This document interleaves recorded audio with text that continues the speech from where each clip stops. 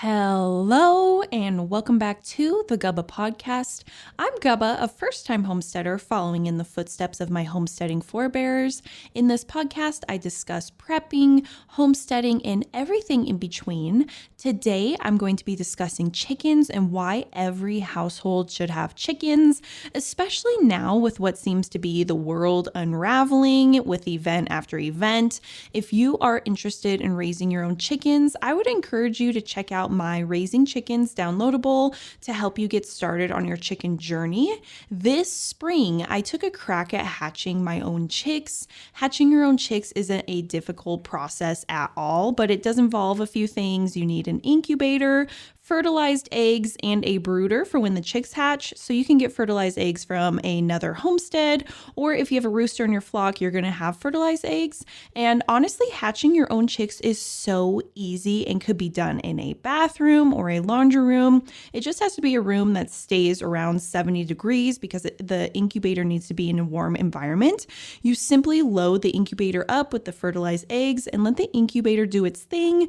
I ended up getting a fancy incubator that rotate the eggs for me, or else you have to manually rotate the eggs. And I absolutely loved having an incubator that did that for me.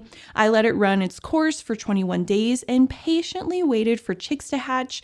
I ended up hatching 7 out of 12 eggs. I got a dozen of Variety Heritage chicken eggs from a local homestead. One chick passed away shortly after being born, sadly, but this was my latest adventure on the homestead, and I found it to be relatively easy. So if you're thinking about it, I would encourage you to do it. It's a great thing to do with kids as well, because they can see the whole life process, like this circle of life with chicks hatching and then taking care of them. The difficult part of raising chicks would be having to build a brooder to keep them in after they hatch, which would just be something like a box that has wood chips or newspaper or wood shavings for the bottom, and then a watering cup, and then a little feeder. The brooder has to be kept warm while the chicks grow in their true feathers, and you have to keep their water and food in there for them. So for heat, you use something like a heat lamp, or there's different brooder warmers, but the heat lamp seems to be the easiest, I think. This just seems to be the biggest hassle because chicks are messy and constantly get their food and water dirty. So you have to quickly elevate their water and figure out a system for their food so it's not a big, huge mess. And also, little chicks are so dusty. I don't know where all the dust comes from, but man, everywhere around the brooder is dusty inside my house. I have them down my basement. But once their true feathers grow in, you can transition them to a chicken coop. I just did this with 4 of my older chicks, and it is so nice not having them in the house anymore. But I will definitely be hatching my own chickens in the future because I love that my farm hatched chickens don't have any weird vaccines injected into them, and they are all natural. I don't know if you guys have seen, but they're starting to put mRNA into farm animals and the meat we eat. And I personally find that really weird. I want nothing to do with it. So I want to hatch my own eggs. And I'm even hoping that my chicks will go broody. And broody just means that the hen will lay on her eggs to hatch them and then raise them herself. So that takes all that workload away from me. I think everyone should have their own backyard flock. Even if you live in the city and have a small backyard, chickens make you self-sufficient. And I think as a society, especially with where we are heading, self-sufficiency is the way. Chickens make you self-sufficient because, like a garden, you are growing your own food. You are raising chickens for meat, or raising them to consume their eggs, or raising them for eggs and meat. Because you are creating your own source of food, you are going to depend less on outside sources to supply you with food. And do you see how this lessens your load on the system and allows you to be more independent? I think independency from the system is so vital because you won't be caught up in food shortages. You can depend on yourself. You can feed your family. And even if you have 1 or 2 chickens, I would suggest getting 2 because a solo chicken would get lonely and sad, but you are still going to be less dependent on the system than you are right now without chickens. 1 or 2 eggs a day will provide meals and building blocks for your baked goods that you would have otherwise needed to get from a grocery store. Say the whole system collapsed overnight and you weren't able to get food at all from the grocery store, you would still have a reliable food source in your backyard. The best part about chickens too is that they forage for their own food. Their natural diet is bugs and other plants around the yard, so they can sustain themselves. If you live in a cold climate like me, you would need to figure out a plan for winter and caring for your chickens in an emergency situation. What I did was I just bought feed in bulk so I didn't have to worry about it over the winter. And let's take a moment and think about the world right now. Train derailments are happening across the board here in America. We just had a disastrous one in Ohio and it poisoned the water. And I imagine the surrounding soil and farmland. Things appear to be spicing up around the world with Ukraine and China and Russia. So what does that mean for the everyday person like us who relies on worldly systems to get by? Well, it means that the systems we know are most likely in for a change as well. So imagine being in Germany or Venezuela back in the day and waking up to your money meaning nothing and you're not able to afford a loaf of bread. You have to go wait in a line a mile long.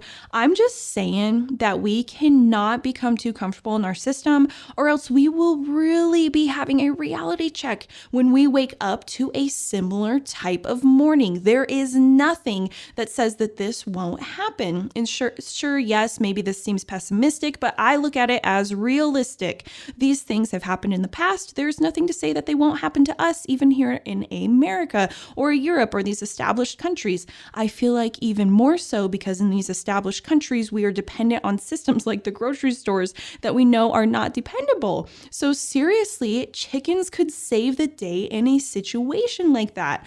Recently, banks have been collapsing and just weird things have been going on with the banking system. Rumors of digital currencies are swirling about, like the digital dollar, and having our money become paperless. I'm telling you, weird things are floating about, and now is the time to get as ready as possible. So who would have thought that chickens could help you get ready for a potential doomsday?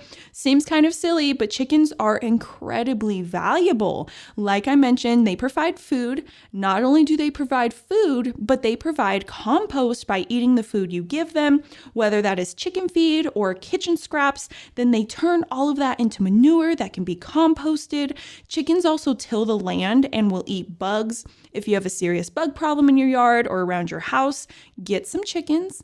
Back to chickens saving the world though. Because of their compost, they can help you grow a miraculous garden, which then provides food for you and your family. And after that garden has had its time, allow your chickens to go in and till the ground for you. They provide free labor while working on making your delicious food. If you're interested in growing a garden as well, check out my garden downloadable to help you plan and cultivate your dream garden to feed your family. Now is the time to start. All of this will be in the show notes. And my favorite part about chickens is how low maintenance they are. They tend to themselves for the most part, and as long as you keep them with a clean coop, clean water, and fresh food, they will be happy. So far, I have had my chickens for a year, and the only problem I have had is predators. Those predators are my own dogs, so that is something I am working on, but seriously, I haven't had any serious health issues with my chickens or any major concerns. During the winter, they slowed down laying and their combs got pale, but they are back into full swing of laying and have healthy, bright red combs. Chicken care requires making sure they have fresh water. This was tricky in the winter because their water always froze. So I got a plastic feed tub that worked great because I could easily kick out the frozen water and fill it back up.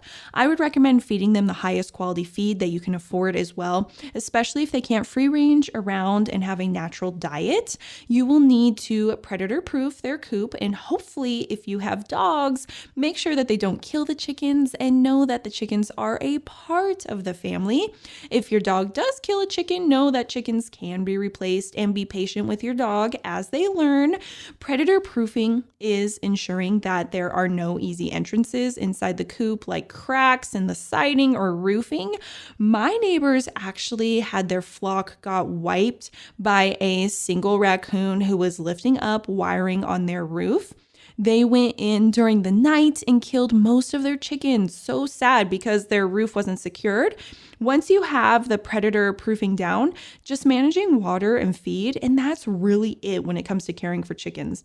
On top of feed, chickens do need to have grit for their digestion, which is just oyster shell, or they will find small pebbles for their grit. Truly, chickens are so easy and there is no reason not to have them. The only reason I could think for not having chickens would be if you had an HOA, so you lived in a place that had a homeowners association where they dictate what you do with your property and they didn't allow chickens. If you live in an HOA, now's the time to move. Like, just get out of there. Don't live somewhere that controls what you need and want to do with your property. It is so important to everyone, for everyone to see the power they can have by being able to harness their own food sources instead of depending on a flawed and broken system. And being able to have chickens is such a great start. So be thinking about that. If your HOA doesn't allow it, if wherever has rules that doesn't allow you to have chickens, that is not a place that you want to be. You can make it work, but man, think about the power of chickens. On top of being easy to care for, they provide entertainment by watching them peck around the yard. I love watching my chickens. Not only that, they are an easy chore for children that can teach them how to care for animals. And then you can graduate your children into other chores around the farm. Gathering eggs, getting water, and getting feed are all easy chores for children and will free up your time a bit. So keep that in mind, that chickens are family friendly. Most importantly, I spent time discussing chickens today because they are a powerful tool to get us back to being self-sufficient. Our ancestors did it. They had chickens, but they got sucked into modern day conveniences, and that's how we ended up depending on a system that makes us sick and keeps us sick for profit. That will have to be a whole other podcast episode. But chickens will grant you some of that freedom our ancestors experienced. With the way the world is trending, I think things like chickens, having a food storage, and growing a garden are the way to go. What do you think? And I just want to say thank you so much for listening. Thank you for taking the time. I hope that you're learning. I genuinely appreciate you being here. I hope that these subjects are interesting to you and helping you grow and making you think about the world and how things are going. So don't do anything a Gubba wouldn't do, but I just want you to have an amazing day, and I'll see you next time. Bye.